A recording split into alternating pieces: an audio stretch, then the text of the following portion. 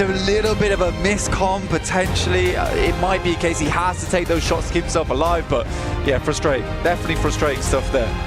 It just felt like the pace, very slow burn on that one as well. You can see they're not over-egging it. I don't know if that's going to be a problematic issue though as well, but there just isn't that much level of instant engages, the quick confidence, the plays you'd expect them to make. A little bit more timid, they walk away with second place. Fireflux take that one to kick off the survival stage. We'll bring you more action in a few minutes' time.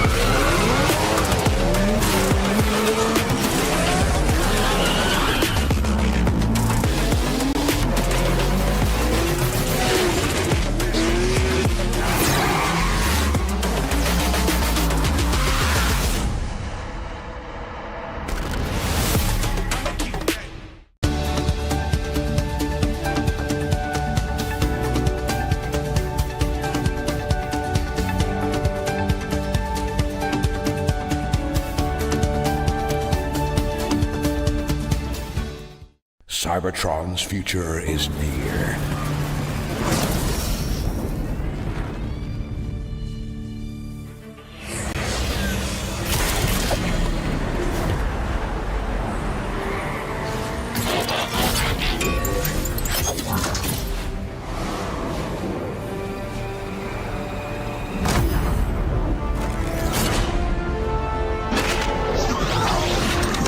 Autobots, roll out!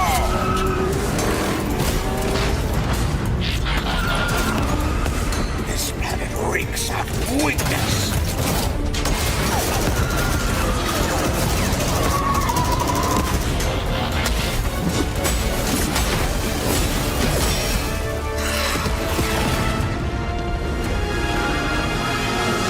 Your courage reignites my spark.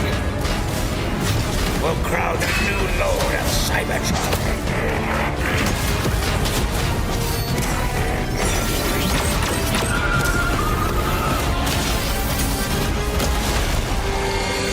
Roll for freedom.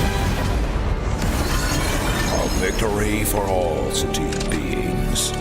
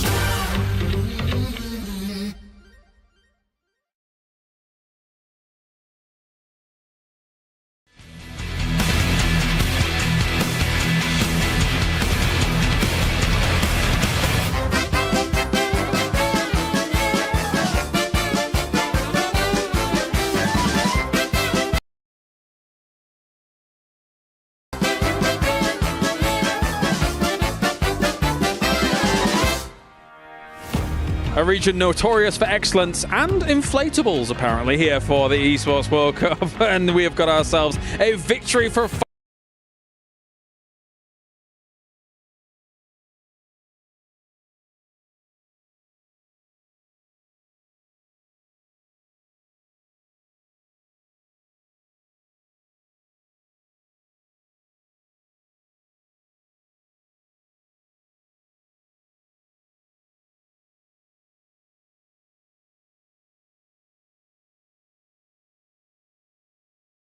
here for the Esports World Cup, and we have got ourselves a victory for Fireflux. Impressive stuff from them coming in on Sanhok and being able to get the dub. Joining me, Seven as well as Maxman. Fireflux, man, I mean, they were able to win things out on the eastern side. It was looking a little bit tricky there, Max, but they did make it work. I like Fireflux, man. Rename is happening. Fireflux, man. No, playing Trifecta, there was a lot of teams. I think there was Kinotrope, Influence Rage. There was also, at one point, Horror. We don't want to get involved in that mess over there. We'll just wait into the deeper side of Trifecta, wait for all the teams to fight and eliminate each other, and then we transition, claim the high ground to go for the win. It was a clean, executed chicken dinner. I do think other teams maybe showed more potential, but we finally get a Turkish chicken dinner instead of Regnum Kara, which is kind of impressive. I mean, for a team that has a lot of experienced players, this is something you and I were talking about, Max, coming into today, is that we were kind of expecting Fireflux to be a bit of a dark horse today, right? The experience is there.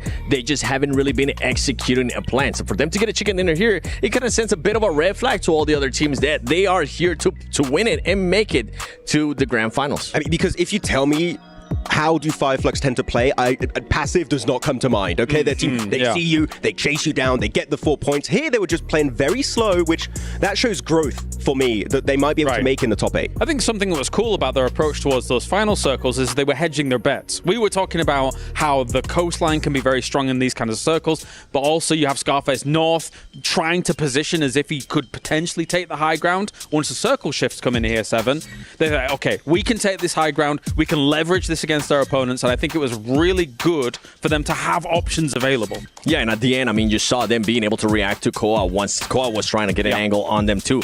Quick reaction, making sure you eliminate them, and now you turn that into a 2v1. Red Ox was just not going to be able to do much. One team that I did see there towards the bottom of the leaderboard, and I kind of have to call them out, is going to be AXTMG. Once again, with this hot drop on Nongshim Red Force, you could tell Nongshim Red Force does not like that. I mean, they're wondering if it's going to be happening tomorrow. Now, the reason why I bring this team up is because for AXTMG, Sanhok is usually their best map. Now it's time to put up or shut up for that team and make sure they get points going into Erangel. It's not BMPS, you don't have as many Sanhok as they have over there. And why do you want to start your best map with a hot drop? Like, I'm sorry, it doesn't matter. You can be good at the map, but hot drop is just pretty much 50-50, and even if you do win it, you might lose players, and you don't have a chance of winning the game. Especially since there's other options than Ruins down there that nobody's at. So you could take the same rotation paths as well, in theory.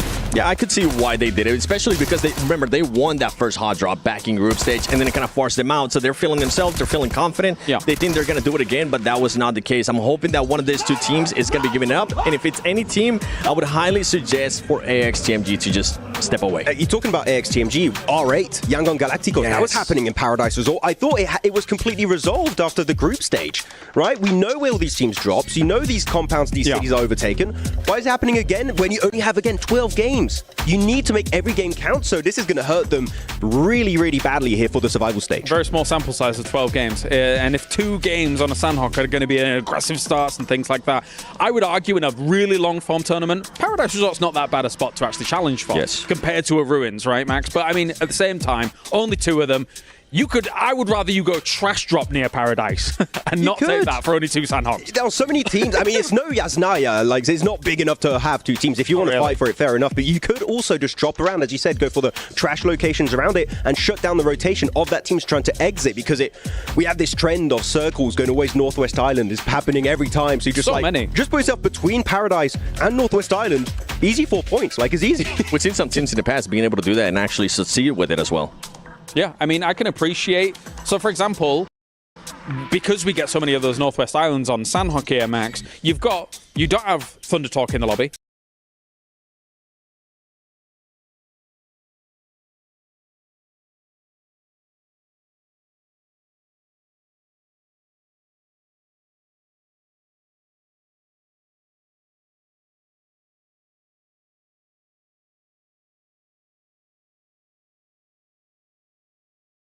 here, Max. You don't have Thunder Talk in the lobby. You don't have Alter Ego in the lobby. So I like the adaptation that we see from Intense Games to try and drop up there. I mean, it's obviously a great spot if you can make it work. And we see Circle so commonly up there, but it really didn't materialize for them in this game. Actually, yeah, of course, Intense Game is the obvious outlier that they took the E-Arena, the Alter Ego spot, of course, going into that. Yep. I want to highlight Regnum Karya. They know, oh, wait, that position is going to be free right away. We're going to send it right in the compound.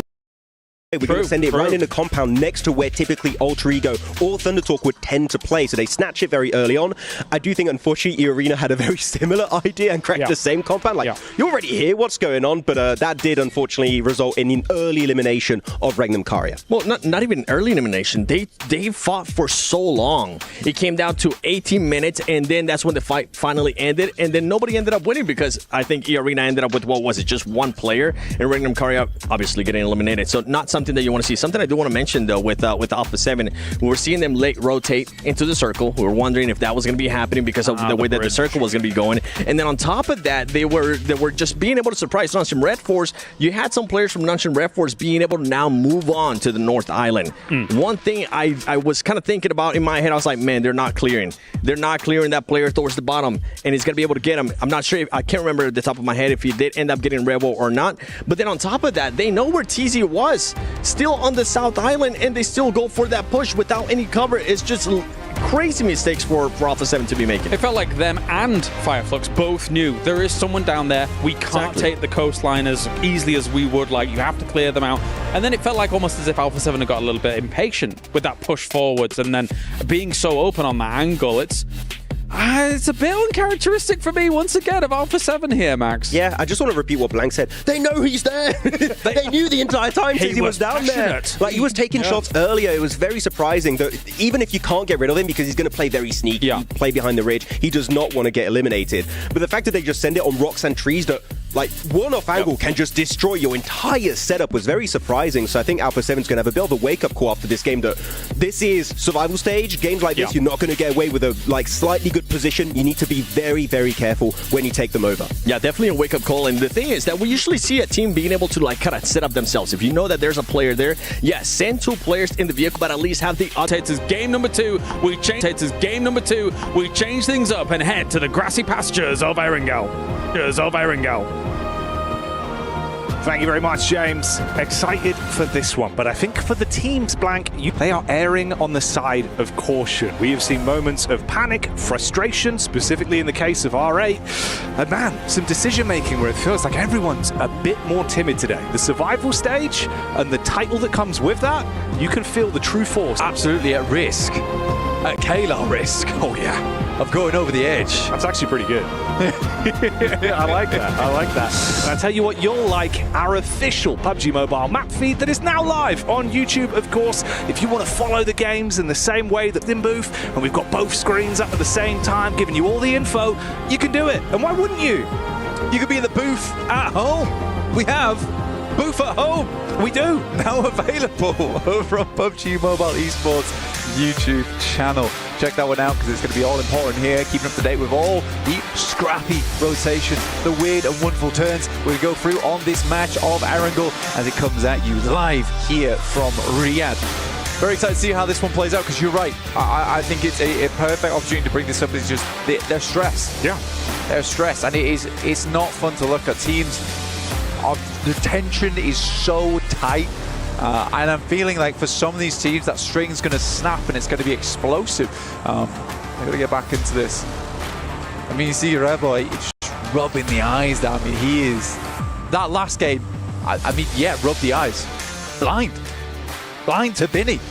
Apparently so, right? It just felt like they knew about those positions. They were aware of what they had to do, but when it came down to decision-making, it just wasn't Alpha 7. It really wasn't. It didn't have that same caliber that we know they can play to. Yeah. I don't know, man. I was saying to you, it feels almost like you're watching 4 individuals that are fighting amongst themselves. It's not that sort of team ethic that we saw that took them to that title win last year. And a lot can change in 12 months. Mafioso was the rock for that team, and now it's kind of Squash who's that player for them. It's weird as well because for Alpha 7, I mean, those 3 players have been together for the longest time. They have some very good grouping and play well off the back of one another. But I think the days are gone now where Revo could kind of just step up to absolutely anybody in the lobby, win with a DBS, just hand down team, and just having those moments where you're like, I'm just going to push up. It doesn't work anymore. Anyway, we banged on a lot about Alpha 7 there. Currently on a split up towards that north side. Let's hope it goes well in this game for them. And instead, let's take a look at Falcons. The last game could be described as some sloppy maneuver. I think that they could make it through to the top 8 with that kind of play style. They looked a lot more solid over in PMSL EU. And I think they need to get back into things. I think for them, honestly, the pressure is probably less on here in Survival Stage. Oh, that pressure to go straight to main stage, of all the crowd cheering for them, not as much for them here over in the Survival Stage. But again, it is still Koa who's making a lot of those big movements, a lot of those big decisions, and I'd like to see some more of the team, step up for them, because right now you can't be the only one making those plays, forcing the team into good positions. Yeah, I think again on that note as well, you could see sort of the high pressure is a bit messy. And in the survival stage, I just don't think you can be allowed that luxury. It's got to be point perfect. The choreography needs to be nailed every time. And if we're ever looking at them where it feels like, it's paralysis by analysis, they're not able to instantly make that heads-up call, I just don't think that embodies how that team needs to play. We'll see, though, obviously. Game 1, right, we'll put it to one side. Let's focus up on the rest of the survival stage today. We're going to our second outing now. We'll see how the land starts to lie. Of course, relatively close grouping for the mid portions of the teams there. Not gigantic point earners for the most part. For Fireflux, I bet they're very pleased about the Sandhawk. I think it's been quite a while since we've seen an actual good Fireflux Sandhawk. I think they were always in the conversation towards the end game, but getting themselves a chicken dinner must feel very, very good. You saw them shouting. They were elated by that win. It's a good moment for them. And I think for Fireflux, this is certainly the spark that might start something special for them in the survival stage. For their PMSL EU outing, it was pretty decent. Pretty decent, all things considered. Couldn't quite best over towards some other teams, but I think overall it was a very, very good result for them. Sort of came out of nowhere on that last day and just jumped and jumped and jumped. For Regnum Karya, on the other hand, there have been some really good games. I think in their 2 days of play, the group stage, there were some really cool moments for them. What I think happened to Regnum Karya in that group stage is that they had a lot of situations where they could have capitalized, like Alter Ego, but failed to transition very, very late into the game into something fantastic. And I think if they were able to do that, I think that would have given them the confidence and the momentum to push even further. So I just think for Regnum Karya, we're waiting a little bit. We are playing the waiting game. We can't wait forever. No, you certainly can't. I think it's interesting as well, because obviously 4Thrives had some amazing games. The team that always felt like they could have made similar plays was Regnum Karya. They were always in very similar positions in the circles we saw there. But like you say, just didn't quite capitalize on it. And we saw how well that went for 4Thrives, right? Suddenly you absolutely blow the way up. They're looking fantastic, racking up those results. And yeah, I mean, again, man, like we're coming into this, they're one of the teams that you would expect to be able to make it out from this portion of survival stage. And I think with the talent, they should be able to bring it. But obviously, you've got to show that in the lobby. I think you would be disappointed not to see them go through. And it's funny, actually, because the way things actually shape up right now, barring, let's say, E-Arena, which I feel bad saying, I think that's the only team that I'm sort of skeptical about. But if all 8 of these teams made it through to the finals, I think I'd be quite happy with that. Honestly, I think that makes sense. Fireflux all the way down to Regnum Karya in 8th place now, probably would switch out E-Arena with horror. But I am prepared for anyone to make that big, impressive maneuver.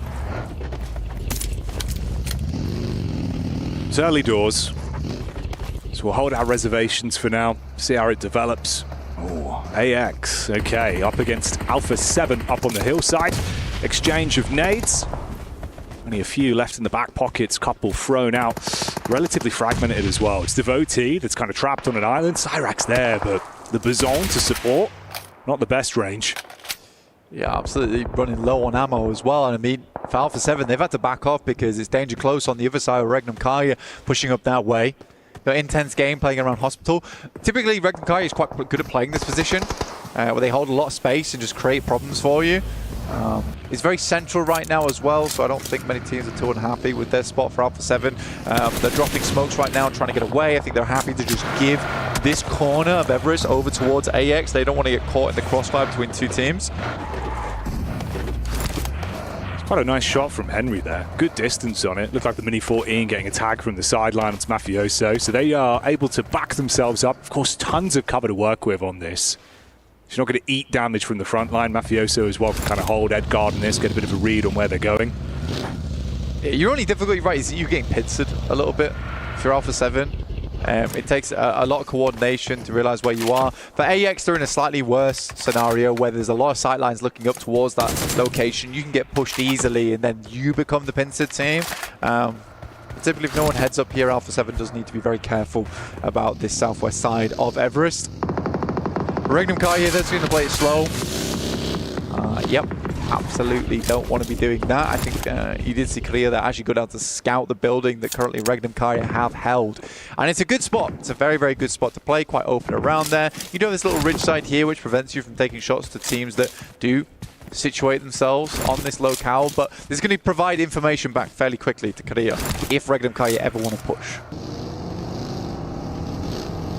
Meanwhile, you get the POV as well. Nice little establishing shot here with the rotate for Hora Esports. Another team that I think, we've seen a lot of good telltale signs, especially in that last game, some of the heads-up fights they went for. No Fear was making some nice plays. I think Sky as well, like the close range combat, dude, he was thriving. It felt like he was just kind of, bring me more, bring me more. No Fear's has his moments, right? And I think the Sky's able to capitalize on them quite a lot. But yeah, No Fear's been opening up a lot of opportunities for this team. I think they fell off quite a large amount towards the end of group stage. Weren't able to quite maintain pace with some of the other teams who were just living in large, right? Alter Ego were living their movie throughout the entirety of that one. I think for Horror, they just weren't able to match that. I think here in this type of lobby, it's a much easier locale to really display some of that strength that they have. Now, this is an awkward one. You can see a tons of team on the western side of this circle. You're pushing out over towards open ground, over towards Pachinki. You don't necessarily want to head over towards one of those cities nice and early here. But for your Team Vision, I think heading over towards Church right now, getting that high ground set up, you could easily go for something like that. You won't want Fireflux coming in from that eastern side to pick that one up too quickly.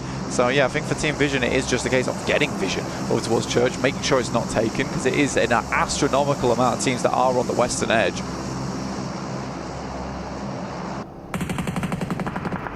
R8 as well, thrown into a potential bout between Influence Rage there, down towards the roadside.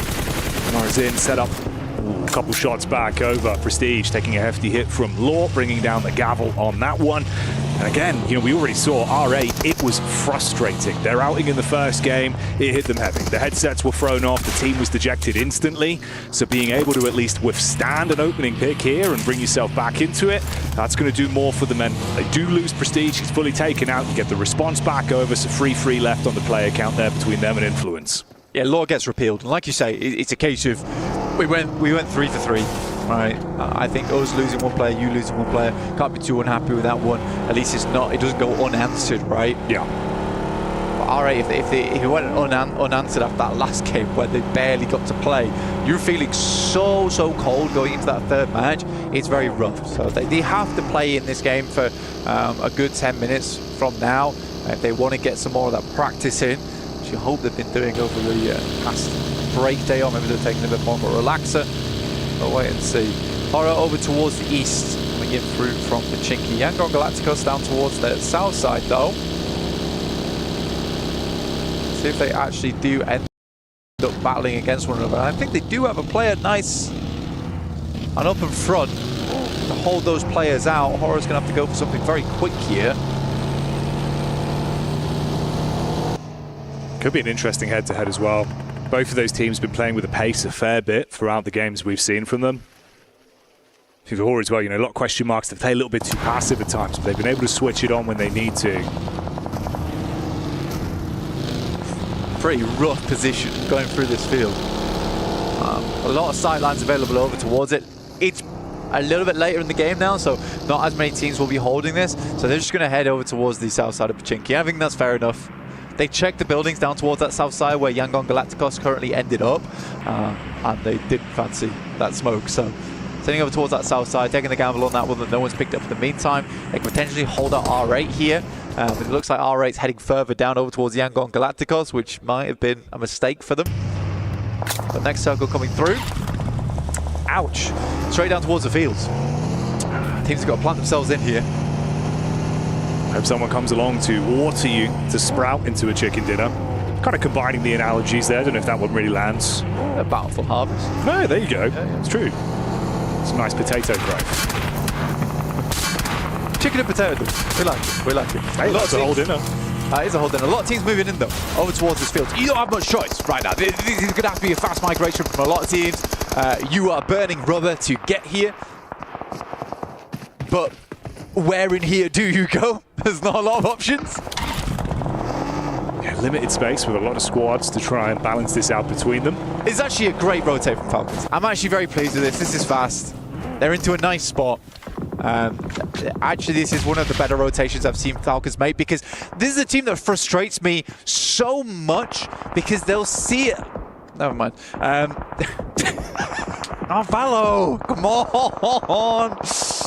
They'll see it. They'll see a location on the map that's free and they just refuse to take it.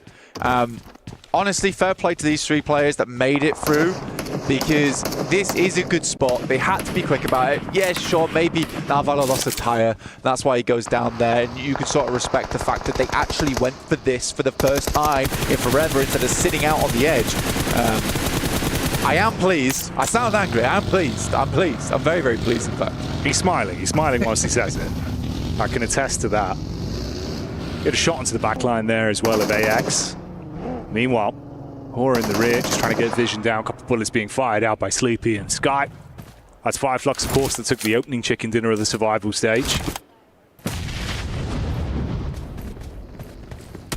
It looks like they're healthy for it.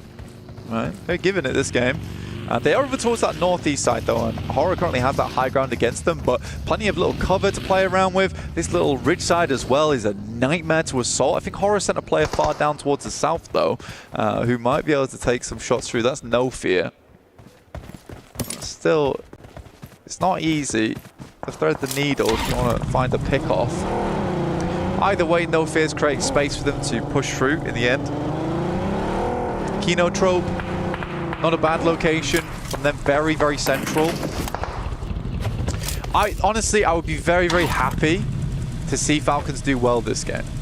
But with Gamax on their north side, who have caused them problems multiple times in the past, we'll have to wait and see. But we'll put a pin in that one. It's Alpha 7. They do get the shots off with a Mini 14 at least back onto AX. The Arena similarly nipping at the heels on the chase there. Seems like Lil Boy goes down to Kinotrope.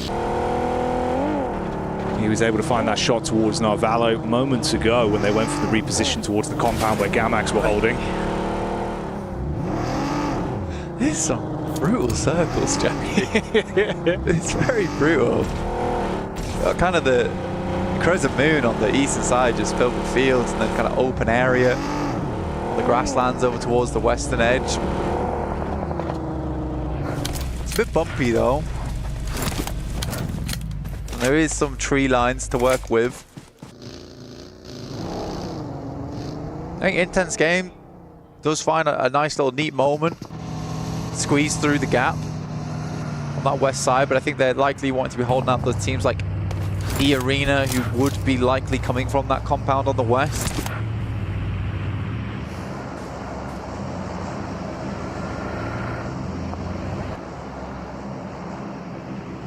Heads on a swivel here for Fireflux as well. Found a stab back over towards Vision. Able to take that man down, out of commission. Still looking for more, potentially reposition back over from Scarface onto Hora. Meanwhile, on our screens here, you can see the nades being cast out down towards Intense Game. The Dolphins have got to make a move quick. It's one shot. He couldn't quite land it though. Madness. Sleepy does go down. Scarface actually pushes really far out towards the eastern side. It's a nice pickup from him. I don't think he needs to push this too far though. He can probably come back towards the team. He's just making sure that Sleepy ends up in the blue. And he can confirm that, which he will do now. Intense Game lobs nades too close, and then too far, and then yet again too close. So the geometry on that one not great.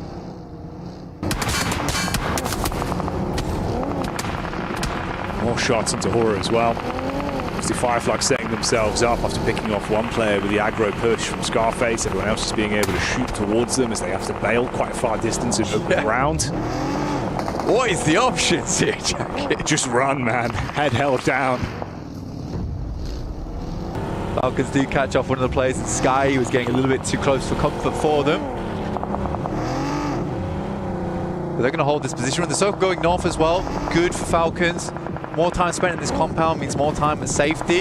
Silas is able to find AEX, but Silas will get taken out by Intense Game, giving them no chance to pick their player back up again. They've got they had a 2-2 split going on. Wild wasn't able quite to grab him. I say long shot, by the way, down that south side versus Alpha 7, and they find him. Yeah, that was the steal away from E-Arena as well, even off the back of the knock from R8 there.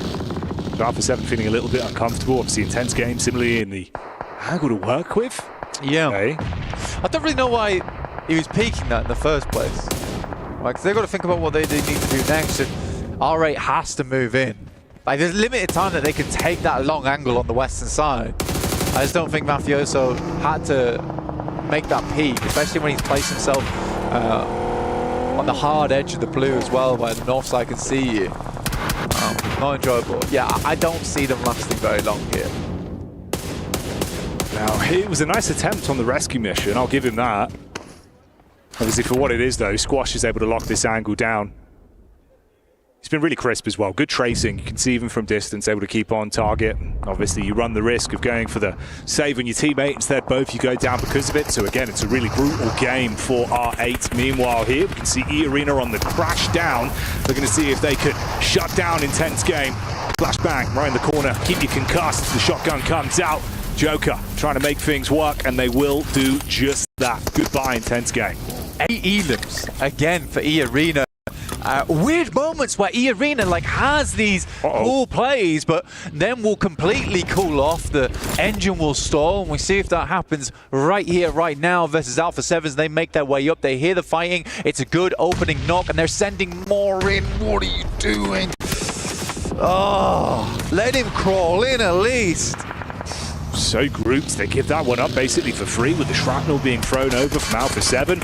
Al-Haji even taking pot shots from the side now, got an angle on the top of the ridge. The nade follow-up, that should basically be E-Arena completely blown to bits. I mean, you've got one guy, it's just Joker trying to get away. Everyone else in a horrific position. It's a good clean up onto Intense Game, but if you're E-Arena there, now's not the time to start looting up. It's the time to get going. Right, you got to figure out your next move. Teams are moving in from your south side. You should know that from that compound that was sat underneath them. Tony K goes down to Al-Haji, who's bringing the pain in this game. In the meantime, most teams are on the outer edge. There's not a lot of area to play. You can see here, it is just barren ground. And that Bountiful Harvest we were talking about earlier might not be quite coming through for a lot of our teams. Koa getting the spot there on towards Solus. Damage back over from Power as well. As Vahidin's able to show his impact to Power Gaming, revving the engines, keeping the momentum going. For R8, they did get the revive back up onto the knocked players. There is still 2 alive in commission. That was Marth with the heads-up maneuver to keep him up whilst the attention was turned from Alpha 7. And of course, on that E-Arena crash that we saw moments ago. But R8, they made it a fair way into this game. I think they had to. They needed something to give themselves a little bit of confidence going into the next matches after that first one where it looked brutal for them. It looked absolutely brutal. Power in the meantime, though, like a locust over on this western side of the map, ruining all of our crops, realistically. Taking one shot after another at stragglers. The more they clear on the western side as well, the more strength they'll have in towards that end game. It looks like Easy's going to scout down over towards Alpha 7 here. We're getting peppered. And this is that split from Regman Karia that aren't actually in a bad position whatsoever. You can see the bullets over from Loxy. He's got them pinned in. Marth trying to take a couple of shots from the side as well, see if he can steal away anything from this. Revo's realizing, man, like the entire team is just being cauterized. They can't get towards one another. You are trapped in position. Marth getting the headshot on that as well, coming back to haunt them. They threw the first stone at R8, but instead that's just fragmented the entire team for a late game finish on this one. Ida getting knocked there out in the open. Again, for Korea, I respect their attempt. I mean, he had to get out there, couldn't wait around for the vehicle to pop. It would have taken his life. He's managed to crawl all the way across the Revo, though. Kind of impressive. He's actually made it that far. Yeah, it's a good smoke train. Eden goes for a blind nade. A guess on it. Just having a look at the smokes. Toshbik goes down, as does Loxy. That's a double knock on the nade. Wild's not there to assist, and this should be a free and easy maneuver coming through. That must have been directly through those slits on the top of the shack there as well. What a nade that comes through there. Oh, yeah, I think you leave him. I think you leave him. I think if you're Wild, you're looking for a survival game. I don't even know why you bothered. You got to know when to cut your losses on that one. Yeah. No one to fold him. Exactly, man.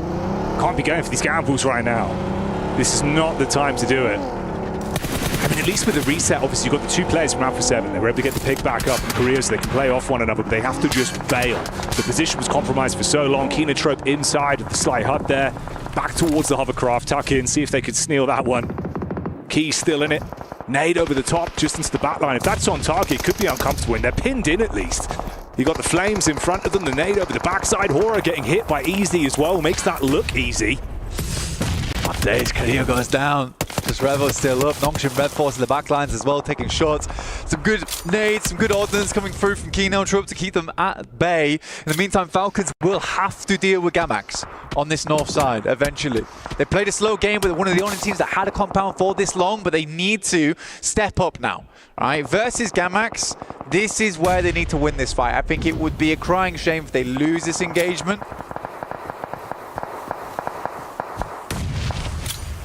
It's insane as well that like Fireflux have just been able to set themselves up and live their movie. Just sit pretty, consistent damage down. Obviously you had Alpha 7 trapped, so that's just a free elim. They're able to take away that team. And they have been sharing this land for so long. I mean, Gamax have basically been sat here with two players for an absolute age. I get that they were wanting to wait for the pushes to come through, but I do think they could have held off on those nades a little bit. But I think Falcons just wanted to confirm their cause on this side. It sort of makes sense.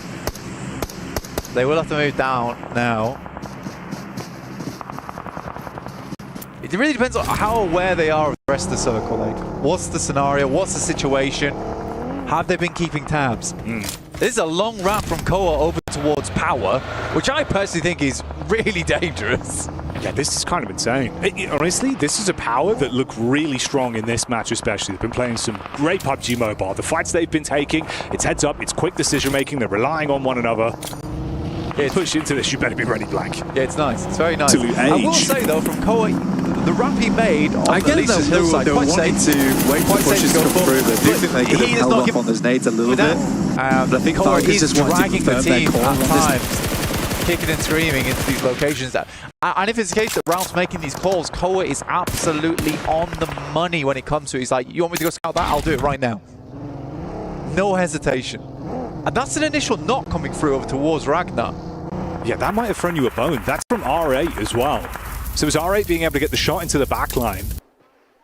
They could engage for this. It'd be the opportunity to go for it. So you can get that player back up pretty quickly though. They're giving them time to work with on this. They've got a little bit of cover for it.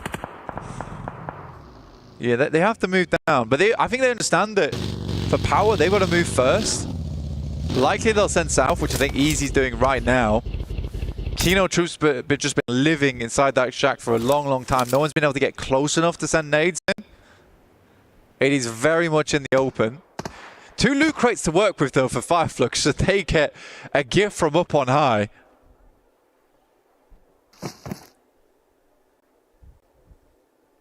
It's tight on the elims as well.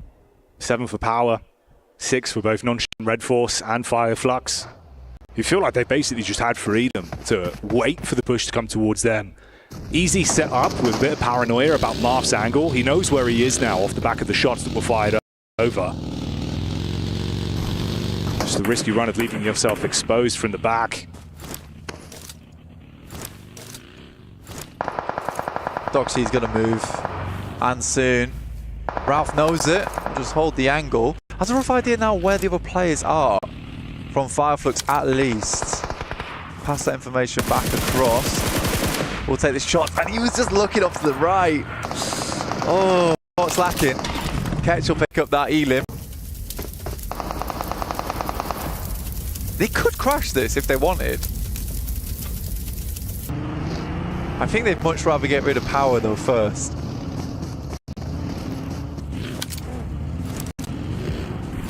Still the move Power have been making. You're the push back over onto Marth. You steal away the bit of cover from him for now. Still 3 players alive. Getting a lot of reads onto this. Attention being drawn over towards Fireflux as well from the majority of the squads. And the Kenotrope still just being able to live on borrowed time. Just sat tucked in, dropping the smokes, keeping it uncomfortable for teams to get close. Again, I think what's happening right now is the nades used by Falcons versus Gavax, which I think was unnecessary. They were going to go down at some point either way, as that blue pushed them out. Koa does find Ketch. What a shot. And what a timing on it. No one goes down, and they can crash it. I think they have to crash it. Ralph's going to send in first here. Dropping as much medication as possible. Complete misread on the angle. Has to be happening from Redox. Koa's left behind, and Madcap lives this one out. Oh, man. The shots from the side from Kenotrope are huge as well to buy time, and this comes back to bite them in the bottom. I mean, you get the res back up, get him in position. They've still got a good angle to fight with on this one. Fragments them massively. And for Power, they might be in a spot to potentially steal some of this away. You got the scout from Vahidan at least looking for the read back over. I'm just not entirely sure what the idea was. I think they'd bought themselves some time, in which case they could start looking out over towards Power. They didn't even bother to try and scout those players. Ketch is going to send out of the way, immediately ducks down, M79 in the hands, but it will be Ragnar to find those shots, just barely clipping him through the grass. I don't know why Ralph would have wanted that angle in the first place. Like, where do you go from there?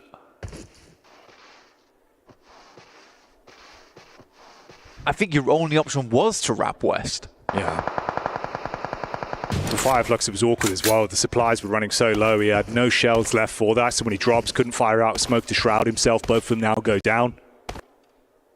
You're out of commission, leaves us with a final 3. Koa barely crawling into the zone, belly on the ground, looking for the angle towards Kenotrope. Oh, the timing! So exposed. He can take this shack though and play in it. And hope he gets a second. There's a player on his right though, and he does not know. Ragnar with the angle, nade over the backside, shots at the feet, so low on HP. 1 bullet and a dream is all that he'd need. The peek back up. Oh, the knock on the Ragnar fragments Power, but they've still got the manpower advantage on this one, and it's down to Falcons with just Koa. Peek over the top side, spots the head of Easy, shrouded with the smokes, but bullets coming in from 3 separate angles. It's a nightmare scenario. Just has to guess the angles. We'll just send back. I mean, well played to Koa. Again, it seems like the player on that team that sort of has his head screwed on a little bit. I don't understand that push from Ralph. I don't know why he'd want that position from Fireflux. Again, he just try and wrap on top of Power. It's an interesting one, Jackie, but again, Falcons do get themselves in 2nd place. I love that they pushed that position. A lot of times they just won't take those opportunities when they're right in front of them, and this time at least they picked up the leaflet.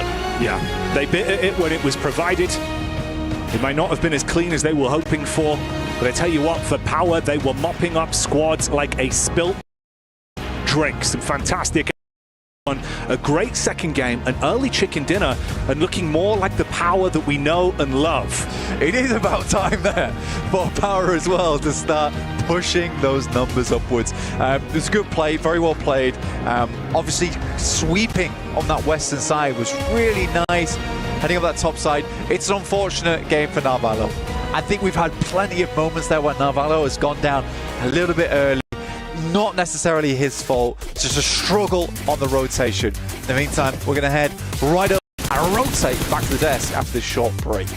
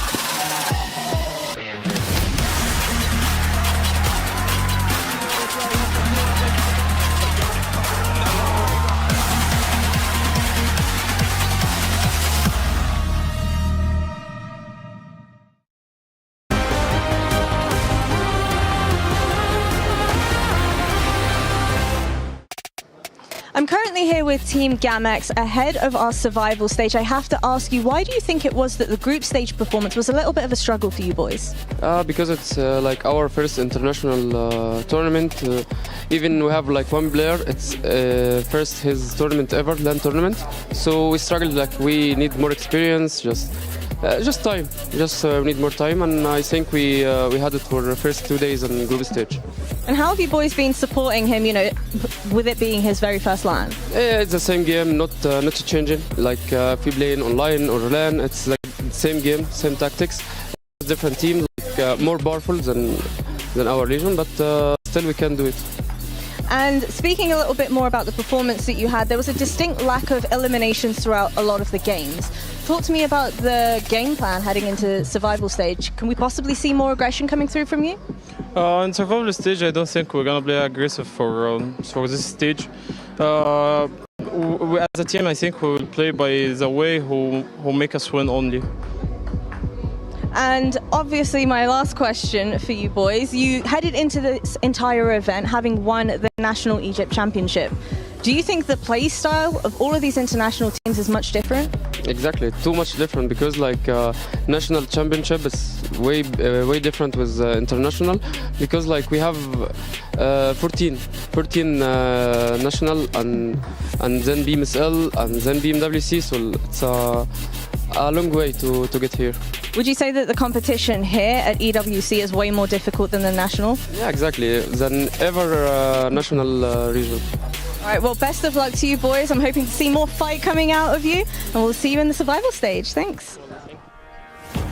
Well, we have Power overwhelming here at PMWC, as Power's been able to take the first match on the grassy pastures of Erangel. Joining me, Seven, as well as Maxman. Seven's loving it. He loves that Power's been able to take this one. Talk to me about Power. I was just happy to see them play like how when we would just tell them, good job, we were watching PMSL MENA. And the reason why I said that is because they would end up third-partying quite a lot. You know, don't worry, I'll break it down for you. 12 eliminations out of this team, but they were just being a lot more proactive. They were third-partying fights. They were making sure that they got a lot of ground. At one point, they were having a 1-1-2 split, which was quite impressive. And then, I mean, at the end, the way that they were able to play that perfectly, just waiting until the last second, sending 2 players towards the south, maintaining 1 player there towards the top of the hill, that was the winning play.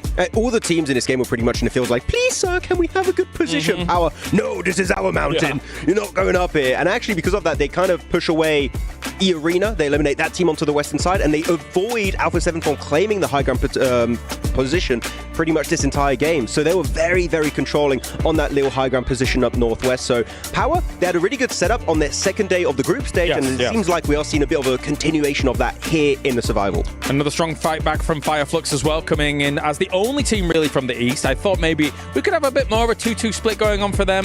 The 4 in that one location seems a bit much, Max, and it did cost them some casualties. Well, unfortunately, you got a lot of teams around you. You have Nongshim, you have Falcons looking your way. One little hay bale is just not going to cut it, defensively speaking, and you're just going to be losing players.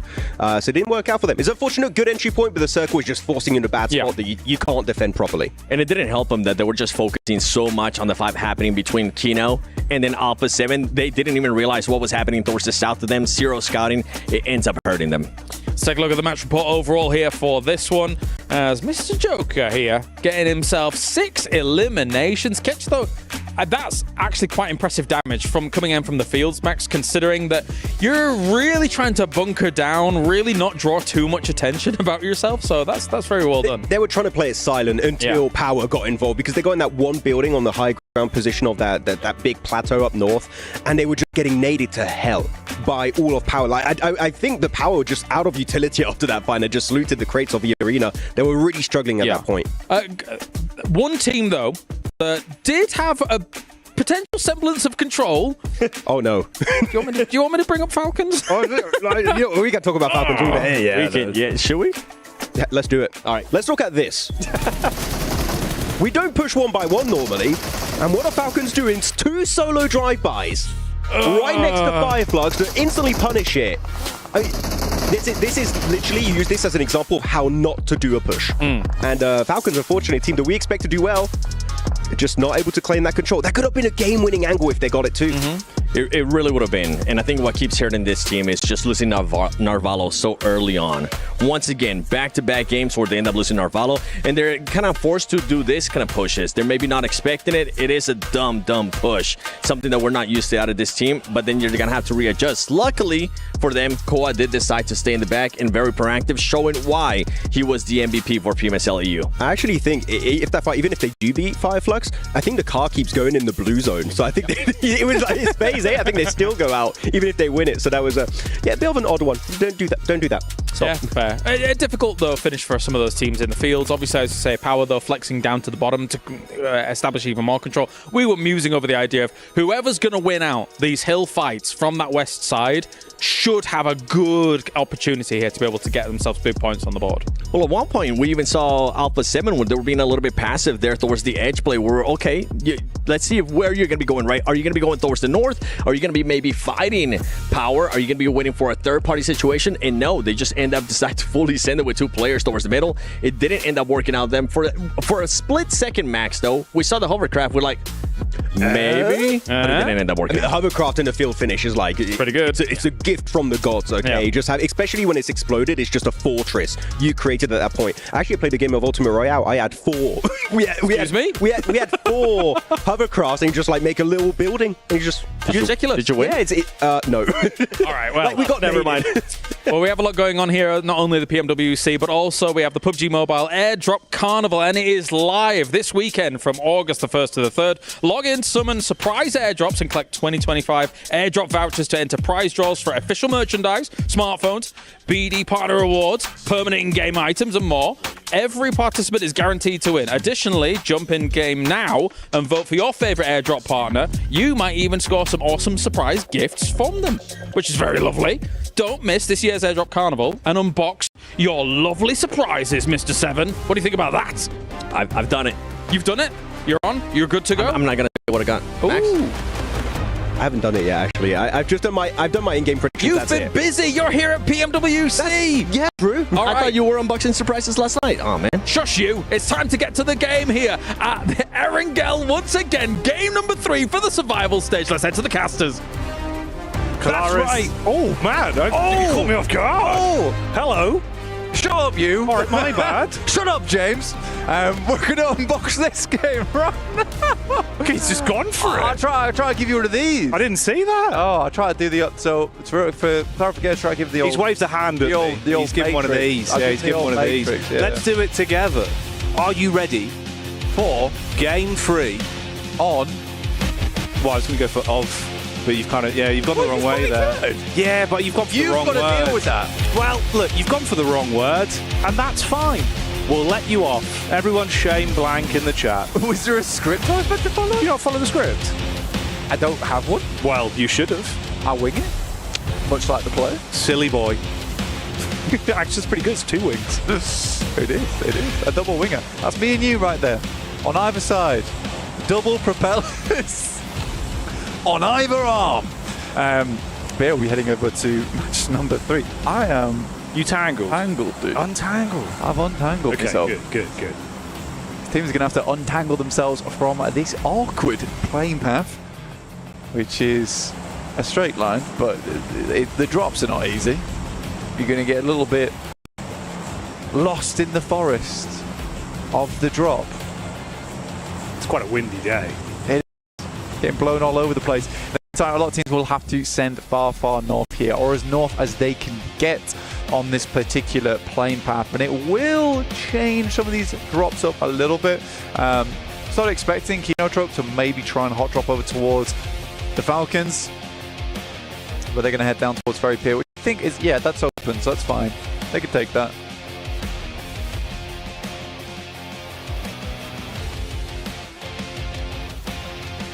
It's your turn now. Wow, it seems like you want to do all the talking. Hey. Just wondered if you could go. No, bro. I'm done. It's all right. We do a little back and forth here. We're trying out a new stand-up comedy routine. Let us know if that landed. Otherwise, we'll just do normal intros for tomorrow. I tried to make it very clear. I didn't make it very, very clear. Yeah. Let's be honest with myself. Well, that's fair. A little bit of introspection But is The good. Rock doesn't give a damn about what you've got to say, because I'm all about the gameplay. And that's what we're here for, Blank. Now you talk. Now you talk. Can I That's speak you. now? Now you talk. My turn. Woo! Back on the mic Dropped a again. woo. It's my turn. A woo. It's amazing. Give us some gravitas. I'm quite gravitas. Yeah. Woo! There you go. Was you like that? Was that good? Surely that's got everyone hyped up, right? Yeah, I'm hyped. Yeah. I've hyped myself up. Good. Yeah. I'm glad. You'd need to. Look at this. You know, we got a little bit of introspection. You got to hype yourself up, get yourself into it. This is the advice I would give to all these teams.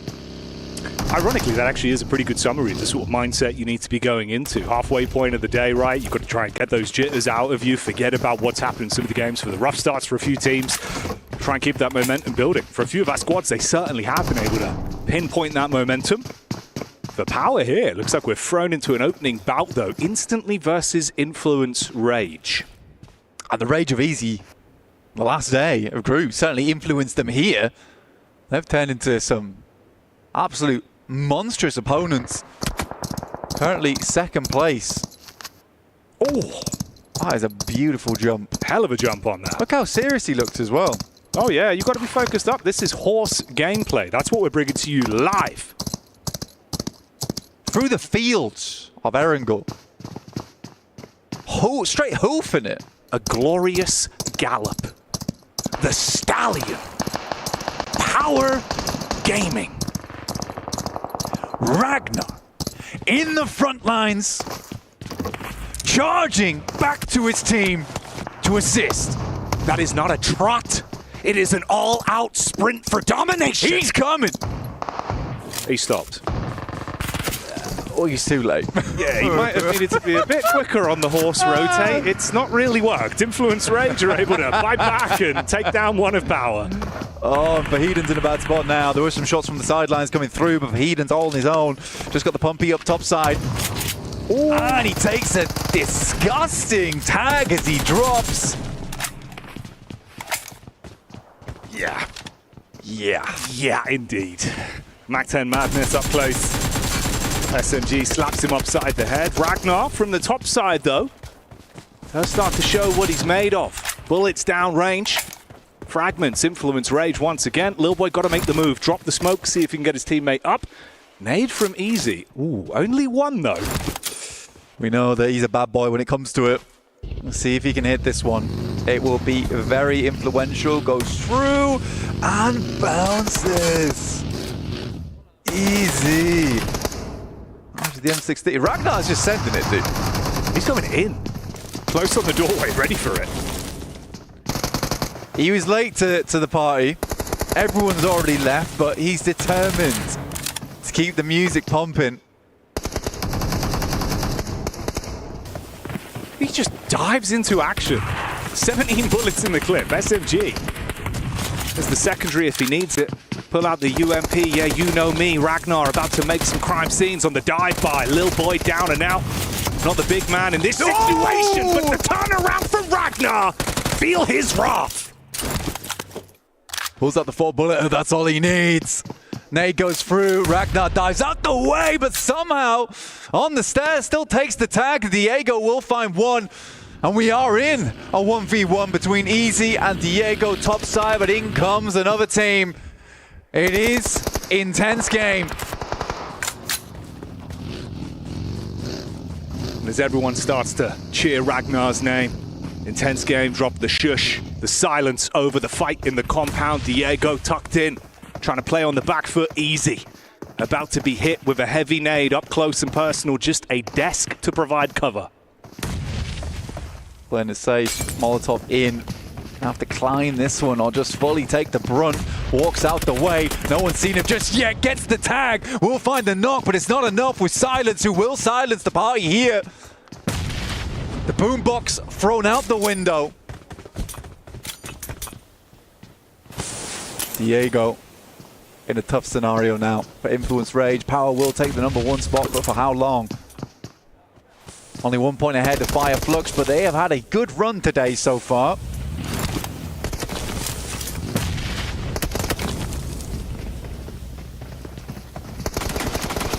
for Diego. You are sweating bullets right now. Off-angle peek on the side, couple shots connect, but Silence does not give a damn. Spams the shots into the loot crate, adds insult to injury. An intense game, make out with the cleanup crew plays on the fight from Influence, Rage, and Power. Themselves a 3 for 3. Kind of a wild step down, by the way, now I'm looking at it. 0 for 7 in 6th with just the 11 points. That drops down to 9 in 7th. We're in just single digits all the way through to 16th. AX with a big fat goose egg.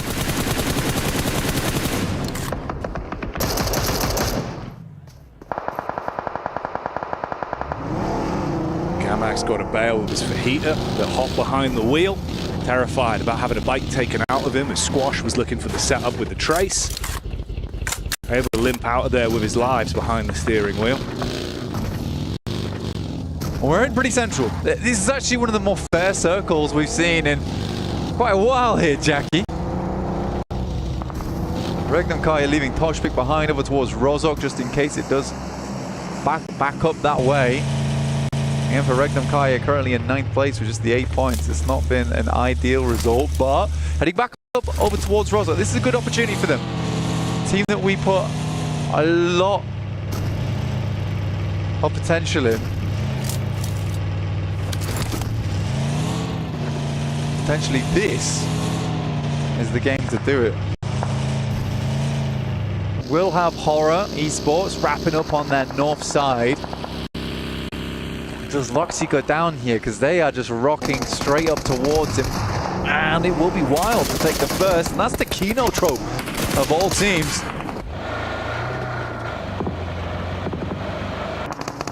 Regnum Kaya as well. Taking hefty blows here. When you're down to 2 players, it's an awkward firefight between them. You're getting crashed on from either side with Kino Trope and AX.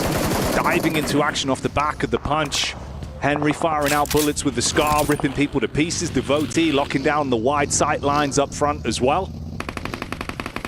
2 points accrued. That 0-pointer completely gone. It's not the case no more. No way you're Molotov.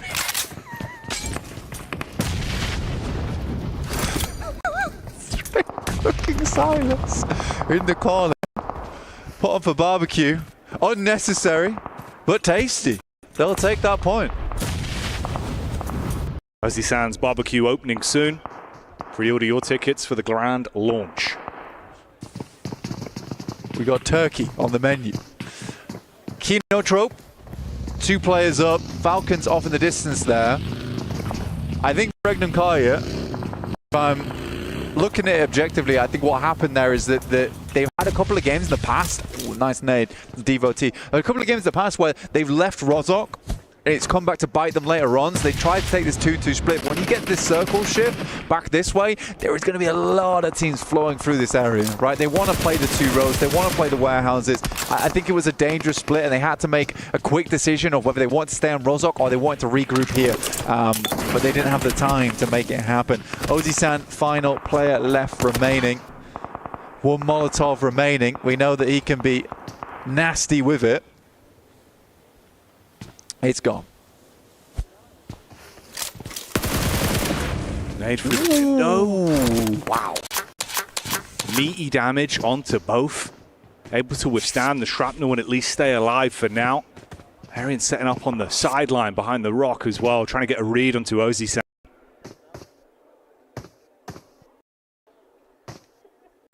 This is getting awkward now. Falcons do peek their heads out of Pachinki as this one moves further away.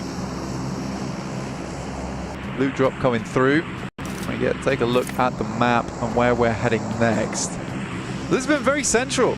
Not so much anymore. Heads up over towards Rozok and Regnum Kaya. Oh, fuming, dude. Absolutely fuming. This has happened so many times to them throughout their tournament history this year. Oh, man. I actually feel bad for them on that one. Shot back over from Sleepy as well onto Fireflux. Have a great day of it. It's a catching a bullet. and not in the manner that you would want to. Hey, this is nice, actually. In the midst of all of it, Falcons able to find themselves a spot. Mafioso, perfect parking. That's going to lock down the doorway. Primed. Reinventing the meaning of parallel parking on that one. Vertical. Oh, yeah. Straight up, ready to climb, and that's what they're going to be looking for. Alpha 7 going to want to find some points on this one. Don't know how Ozzy Sands made it in there, but he has. As a solo. This is Falcons' favorite spot, by the way. They love playing this position. My only issue with it is that the 3-story sometimes gets pushed a little bit too hard, and I don't think that the Falcons quite have a solution for it yet.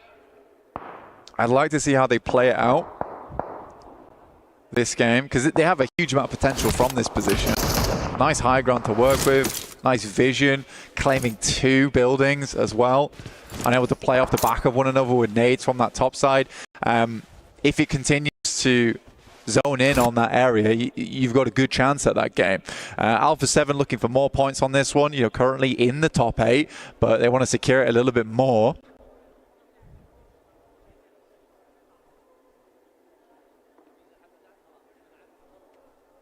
Get the little establishing shot as well, top-down POV, giving you an understanding of just how close these squads are to one another. Ooh, yawn. Yeah, replay on this one. Dude, it was cinematic. It was cinematic. Nearly made it through the window. Did. Squeezed it through. Like a TARDIS. The window, that is. Bigger than you think. Yeah. It's bigger on the inside. On the inside. Yeah. Yeah, if it's smaller on the inside, it'd be a bit of a shame. It'd be weird, wouldn't it? Yeah. I went to my TARDIS. It's a closet. Yeah. Where's all the space? This is a high-tech machinery. Budget cuts. We couldn't have all the space on the inside. That would be a weird parallax effect. I'm not going to like it. Smile. Taking some shots out the window for Yangon. One of their top players up towards that group stage, just putting a huge amount of work in.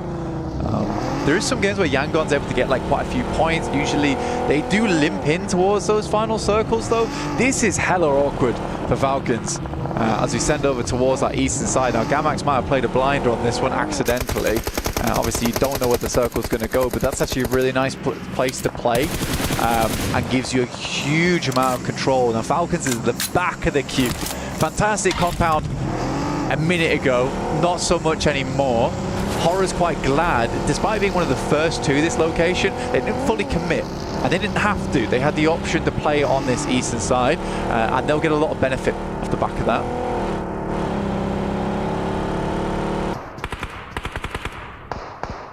Oh, gets worse for Ekankari as well, of course. Been trapped as just a duo for so long.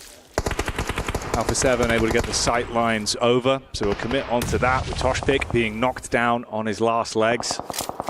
Loxy not really in a spot to quickly make the dash to grab him just yet. Nades over the top. Got the smokes on the bottom of the ground at least to try and provide some semblance of cover here. For a team that starts in Rozohawk, they're pretty rubbish at it. Thoughts? Just going to let that one ruminate, really. I just thought I'd let that air for a bit. I don't think that they're bad at it. I think it's just indecision, dude. Sorry, are you moving further away? Is that backtracking? I am backpedaling. Yeah, I am backpedaling. No, I think that it's not a case they're bad at it. It's indecision. If I'm being real, it's indecision. Fair enough. I think that's also what we have seen a couple of times already, where it feels like the split on the instant decisions where they need to go for something that hasn't really been there, especially today, where it's felt almost like the pressure of the situation has been getting to them more. Yeah, it's like we should move. We can't just sit in our drop spot and you get on with almost this hyperactivity where we've got to take a 2-2 split or something. Surely it's not going back over the Rozohawk again. But no, unfortunate. I think that is the difficulty for a team that starts in Rozohawk, is that you kind of want to make some kind of a play early. You don't want to just sit around forever. Cole's already found the 2 elims though, which is nice. Settling Falcons in a firm 3rd spot on the tables. I genuinely do think that those games that they've just come off the back of were very important. I think you put it well in saying that they're quite passive games. They were just trying to get into that top 8. And it's so funny because when Falcons start playing like this, like we just need these points, we can play it cool. If we don't need anything drastic here, their gameplay goes up by a high margin. Yeah, you can see the percentage play is what they go for, right? If it's not over 90%, it's not really worth running the risk. Yeah, we're seeing it actually work for them. Devote with a connection back over onto Never Alone as he's tried to make the dash there for Vision. To join the rest of the squad up towards the compound side, so a bit of a split, 1-3 on them, having to try and link back up. It's Volt that's a key piece of this team as well. Yeah. One thing I really do like about AX is that whenever you look at the player cams, they're always speaking to one another. Oh, always good, dude. Yeah. They're not the best team in this lobby. I mean, that is clear, right? Yeah. But they are giving it their all. It comes back to Rozhok. Gamax also quite unhappy with this one. We've had East hard shift to West hard shift.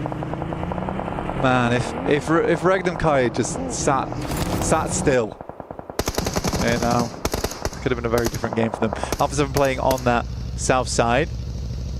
Still at 4 players as well, and I think it's a good position to play. You don't have to worry about a lot of the major action happening on that north side. You can sit pretty down towards the south. Yes, you don't have the high ground, but there is less teams to contend with.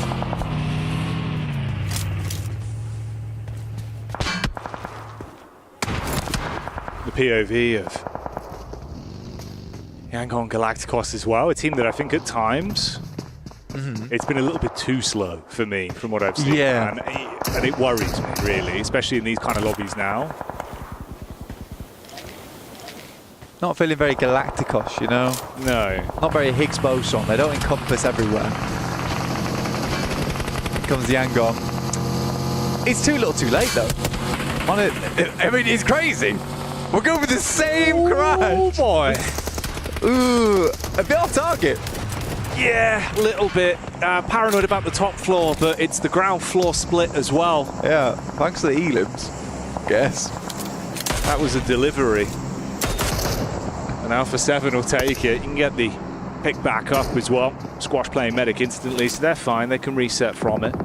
I like that, though, from them. I mean, wow, I thought his head ripped off. But yeah, I like that they instantly start shooting. Straight after that concludes, stopping teams from wanting to peek in.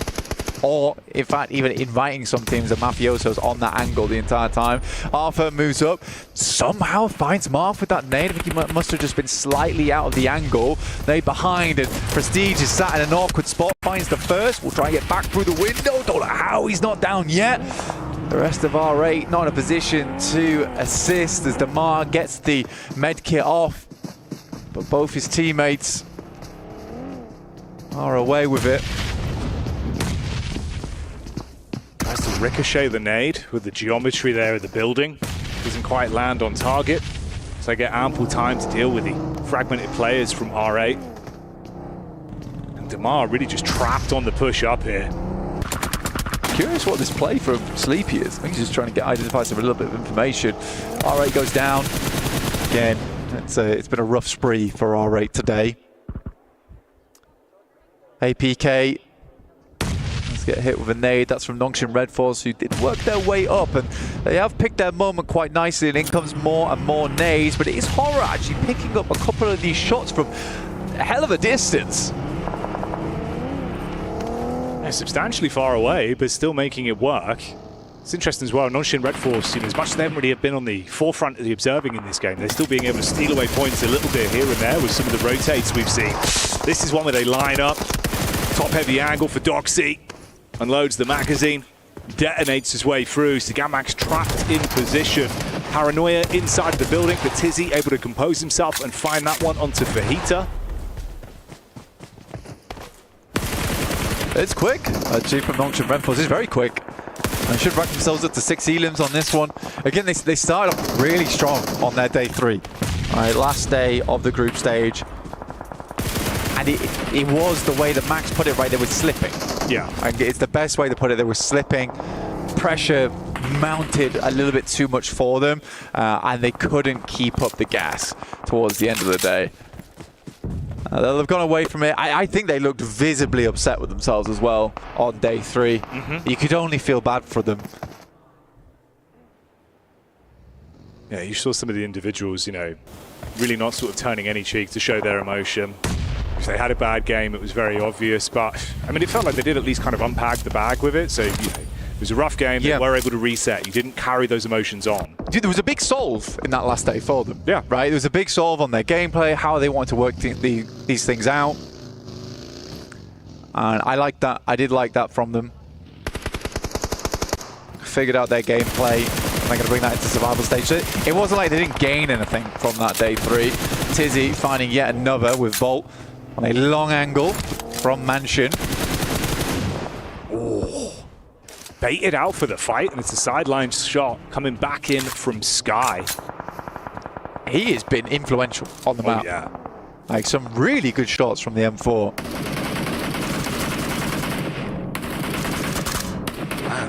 Sky and No Fear, racking them up and knocking them down.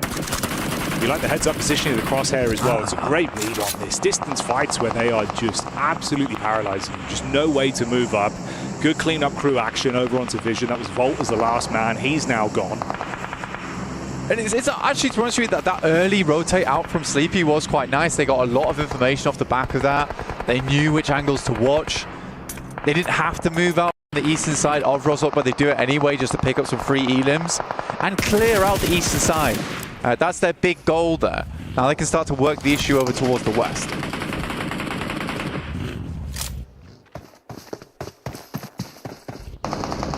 This is a classic fight. Feels like AX and Nongshim Red Force have been thrown into a hell in a cell again and again. These two teams have been scrapping throughout the entire tournament in group stage and again here in survival stage. Delayed bout on this one. Nades over the top. Arian trying to keep them pinned in position. Tizzy with the nade back over. Binny relatively low as well. Has to top himself back up. Nade after nade. That looks like a better air burst in my opinion, but Cyrax does take a lot of damage. Thunderstrike from the air there. In the meantime, Horror moves up over towards Fireflux. They find Solus as a solo in one of the buildings. Unresable right now. It's hard to get yourself across to, and he should just bleed out on this one. Close quarters, nades. You've got to tuck him with a shotty. Good tag. Sizzy quite low.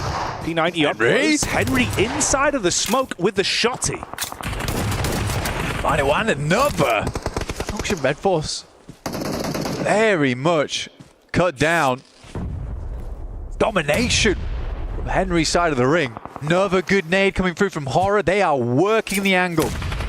Oh, a prime nade from Zizzy. Right on target. Fragments the setup from AX. Henry has to make a hero maneuver on this one. Wraps up close. Molly over the top, smoke up front to provide some sort of cover for his teammate, but Tizzy peeks in from the top, struggling to get the quick reposition off and switch to the right gun for the job. Couldn't handle it. Cyrax in the back line now, spamming through the smoke, but it goes both ways. Not much vision to work off on this.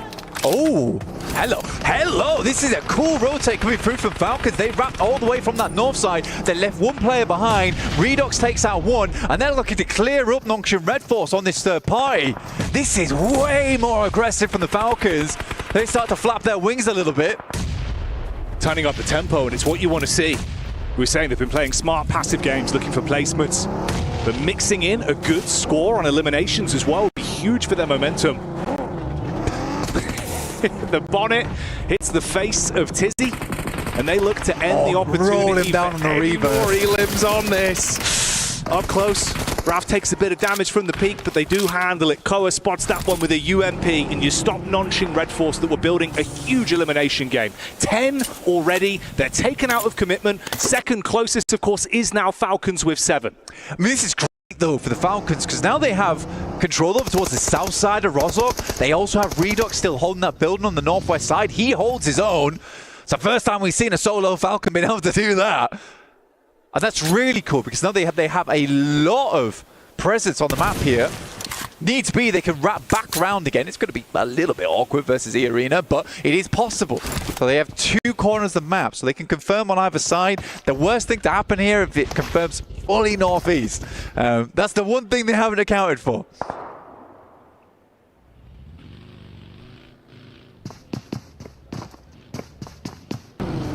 Arena and Alpha 7 as well, obviously in position for so long here down towards the compounds. A lot of nades being primed here.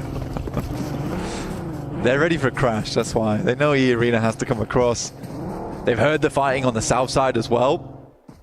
They're just priming them. That's a terrifying sight, by the way. 4 dudes, pin pulled. Not a party I'm looking to get involved with. The mortar strike of Alpha 7 ready if you come running up towards the compound. Of course, you've got that 2-2 split as well. Toxic and Loxy inside of the buildings. Cover to work with. Shots into the back line. Horror moving up. Fireflux starting to reposition as well. That's the duo that's left alive here. They've had a great day of it so far. Some good smokes from Falcons, but there is a lot of sightlines to contend with. Koa's up first and will get knocked. Revo's got 5 nades, so plenty here. Ascend over the top side. I think the Falcons are going to find this tough, honestly.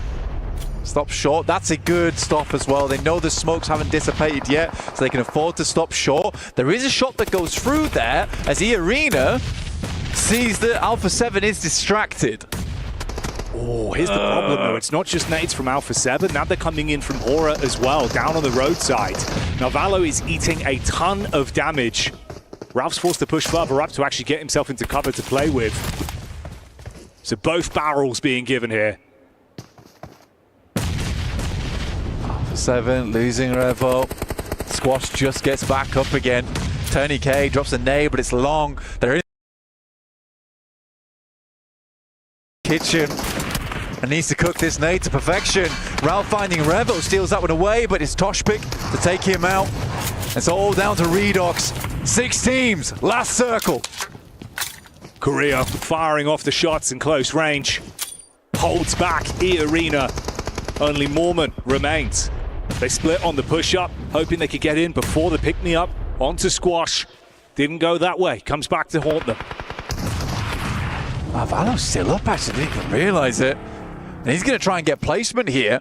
There's potential for it as well as everyone starts to get cut out on that northern side. Now Valo walking up. This is a bold maneuver. Surprised he's even getting in here. Finds one off the back of it. Mafioso's down. Mormon's still sending nades in. Mormon on the slow walk up. Pin pulled for the nade. Bounce round the corner. Squash gets flattened. Mormon makes the play. Potential for the follow-up as well. Close quarters combat. Carrillo trying to hold on for Alpha 7. Able to connect that back. Silence E-Arena, but now Novello knows that he can make his move. Gets up close with the DBS. Oh! Huge kill. That is a beautiful E-Limp to put them back into a position. He can get Squash back up. Wait a minute. Regnum Kaya still going strong with Loxy. Hitting these shots here. It might not be the end of the world after all. Carrillo has to send a nade over. It's not perfect, but now he's got to make the cross.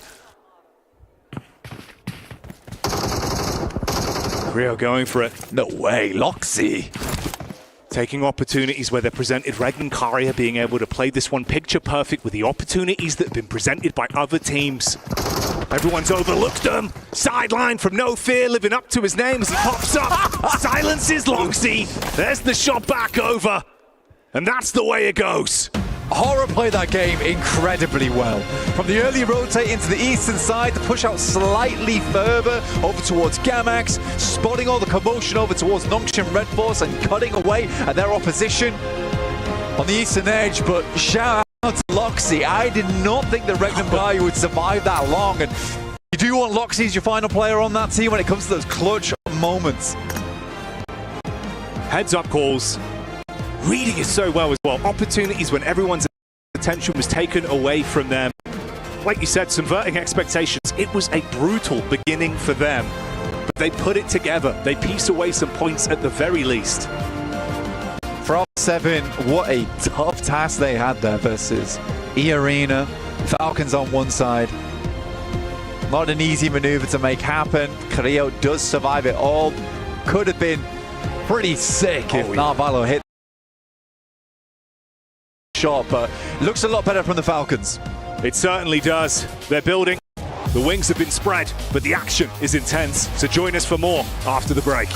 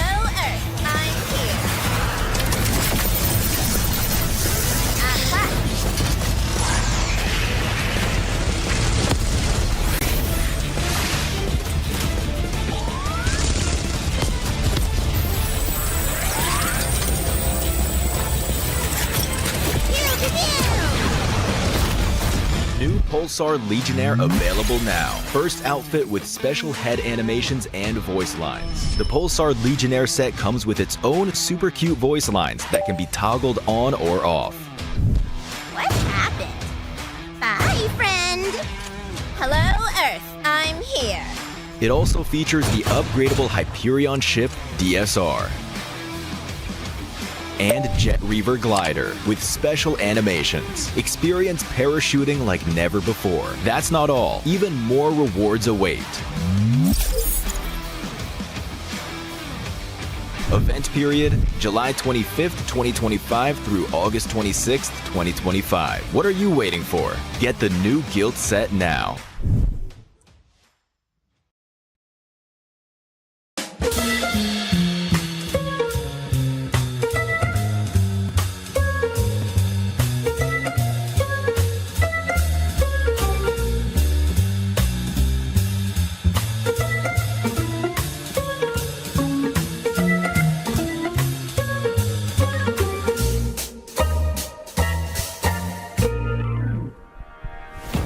Well, no swimming required for Horror here. They had the perfect compound to transition into Rozhok, getting themselves that win here as we have got them win game number 3 on the board.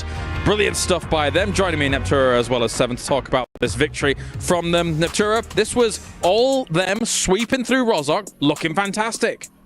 As usual, as I would expect from a team of this caliber. Hora, I have always talked about Hora. I like them a lot. I like how they play. They played it basically how I would normally expect them to. They had a really good compound, as we were talking about. We saw them sweep that edge and just wait until the perfect time to strike. Once that strike was there, they went for it. And what I really enjoyed even before that, it was the 2-2 split that they were holding towards the east of this circle. They had an opportunity to actually third-party a fight. I think it was Nongshim Ram Force versus Gamex. They decided not to do that and just prioritize their game style. It worked out wonders for them, 19 points. And if we keep going down the list, I mean, it's good to see some of these names here at the top, Kyle. You got Alpha 7 with 13 points and Team Falcon as well there with 12. They did something. No, I mean, of course, it's very important. They did, though. It's talking about teams that did something. Is that AXTMG? 5 points, they got points. Yes! Woo! The first 2 games, they got nothing. So we were hoping for a little bit of a step up from them, of course, here. And this is definitely a bit of a step up here, Neptura. It is. I actually really liked how they played the south side as well, right? They had a really nice split. They kept things going, but they didn't get too far out of bounds, right? They kept it together and held it, and they did a really good job here. And even before they ended up going towards the south there of Rosshog on the mountain, between the school area, I really enjoy what the third party that they ended up doing between Regnum, Karya, and Kino. That was perfect, and it showed that this team is now starting to be proactive. They're not just waiting and being too patient, which is ultimately what you want to see out of a team that's now experiencing a global event once again. All right, are we going to talk about Falcons again? Because, yes. There's some really cool things actually happening, Seven, of course. The rotations were amazing initially, I want to say. What do you think? I mean, this right here, I felt like, and you kind of said it too, you said that this might have been the rotation of the tournament so far. I would definitely have to agree with that. I love that they did a 3-1 split too. They adjusted a little bit of what they were able to do in the last game, except this time they actually sent more players that could actually eliminate the rest of the squad. Great third. Even before that, I enjoyed what they did towards the north of Rosshog, Neptura, because they were just controlling everything. They weren't letting anybody get close by. And what I'm really enjoying from them as well is that they're learning from the group stage. They're not doing too much. They find a compound that they like. They make sure they hold that compound. And then there's no risk of them actually getting taken apart unless there's a full-on crash, right, against them. But so far, they're actually keeping to themselves, keeping together, and saving themselves for that late game. Yeah, and if I had to nitpick there on this last match for Team Falcons, it would be execution there towards the end. They did have a great rotation, but when it came down to it, they were just sending one player by one. They sent in Ko up first, hoping that he'll be able to do something, and then they just stopped in an area that you were just going to get grenaded. Max was calling it out too. I got a chance to see it. At that point, just go for a full crash. Yeah. I mean, you've left one north, right? I get why they might want to do something like this, not only hunting down those limbs, Neptura, but also negating the problem in Rosshog finish that is the road, because that's such a huge problem for these teams. Yeah, it is a huge problem, and I really actually like the 1-3 split, as we were saying, right? Because it would allow them to have this pincer move going on. But I think maybe the way the zone was working or something added down towards A7. They should have maybe gone onto the other side so they could do a pincer move with Redux on the north. And it just didn't work out that way, so it was a 1v1, 1-by-1. Well, let's head down to Barney now as he is ready with Falcons to see what they think after some of these games. Welcome back to the main stage. I've got Koa from Team Falcons joining me here, and I tell you what, the consistency seems like it's back, Koa, because you've had 3 matches so far. All 3 have been in the top 5, 2 second places as well. What changed from the group stage to now on the survival stage? Because you guys, it feels like you're back. Yeah, so we had the meetings, we talked about our mistakes, and we fixed them. Simple. Okay, that's simple and effective. You know what, Koa? I want to talk about you individually as a player, because your impact since joining this team has been incredible. You've been MVP in the PMSL season, and now you've come here and you're clutching up in highly intense moments, I would say. How do you feel like you've gelled, and why do you feel like it works so well? I think it works because the team have some structure, and then my job is only to take the kills. Your job is to go out there and farm the kills. And what's happening now? So coming into the next 3 matches, are you guys just going to keep the strategies the same? Because it seems like it's working. Yep, we're going to keep all the same. Koa, I like interviewing you, man. You're simple, you're to the point. I love it. Back to you guys. Well, Barney's right, a very important place. For Falcons, of course, to do well here, live from Riyadh, Saudi Arabia for PUBG Mobile World Cup. We hear from Falcons as well, because they've really been a focal point here so far, Seven, kind of understandably in some moments. A little bit more. You got Alpha, and I feel like for them, that was able to clutch about so many points. And then you got Yangon trying to send it, but Alpha 7 was ready. Just cars flying everywhere. Yeah, and of course the teams have to try and come in behind that and try and deal with what on earth is going on over there. But let's talk about some of these other teams, of course, here, Neptura, because Nongshim Red Force, of course, as well in this game. They've a bit of the nitty-gritty and trying to get them. They've got themselves some points on for sure on the board, as we'll take a look at the overalls. But what do you think about Nongshim? they're almost there. They're almost where I want them to be, because you saw them come in against who was it? Gamex and R8. They came in, had a really nice third party, really Very nice good. push onto Gamex, really good. Then they kind of split apart when they were trying to fight against AX Team AG. So for me, they're almost